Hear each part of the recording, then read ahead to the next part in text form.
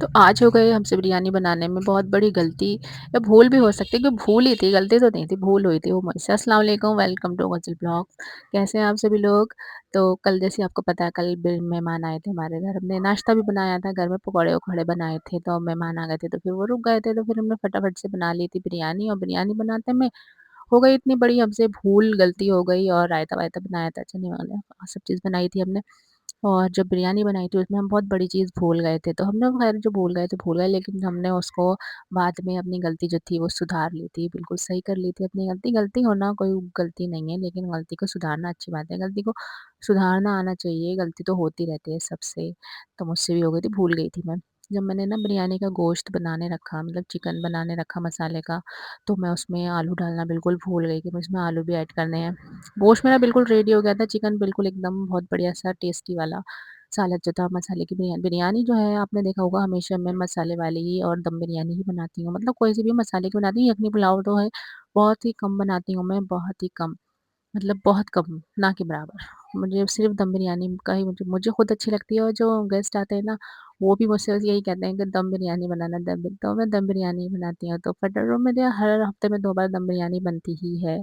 तो जब मैंने गोश्त इसका बना लिया तो फिर मुझे एकदम से याद आया कि अरे मैंने गोश्त पे आलू तो डाले नहीं और बिरयानी में आलू जो मेहमान है आते मुझे हैं तो बहुत बहुत अच्छे अच्छे लगते लगते हैं। हैं और बरकत भी होती है और अच्छे-अच्छे खाने भी खाने को मिलते हैं साथ में। और फिर जब मेरे मेहमान खुद अगर कहे कि हमारी फ़रमाइश पे ऐसी बिरयानी बनाओ तब तो और भी अच्छा लगता है और बनाने में भी मज़ा आता है। तो चावल ही मैंने बॉयल कर लिए थे फटाफट से और गोश्त तो मेरा रेडी हो गया था, लेकिन उसमें मैं आलू डालना भूल गई थी, जब भी मैंने बताया आपको। तो फिर मैंने आलू को सोचा मैं क्या करूँ, फिर मैंने जल्दी से फ्राई पैन रखा और उसके अंदर आलू जो थे वो सारे फ्राई करे फटाफट, क्योंकि मुझे आलू भी तो गलाना था, क्योंकि गोश्त तो मेरा बिल्कुल गल चुका था, बिल्कुल रेडी था बिल्कुल एकदम, और जो आलू थे वो रह गए थे। तो मैंने आलू जो थे वो बाद में फिर मैंने सोचा मैं इसको ऐसे ही ऐड करूँगी, बॉयल करके डालूँगी तो उसमें टेस्ट नहीं आएगा। फिर मुझे एकदम आइडिया आया, मैंने कहा सोचा इसको मैं आलू को जो है वो मैं फ्राई करके डालती हूँ, तो उसमें टेस्ट भी हो जाएगा और कुछ नया-सा पन भी हो जाएगा बिरयानी में। और कोई और अगर आलू डालना भूल जाए तो उसको भी एक नया आइडिया मिल जाएगा। तो आलू जो थे मैंने फ्राई किए और उसका टेस्ट जो था इतना अच्छा हो गया, बहुत ही अच्छा हो गया था बिरयानी का फ्राई करके आलू का। आलू के अंदर भी एकदम मसाला वगैरह बैठ गया था सारा बिरयानी का।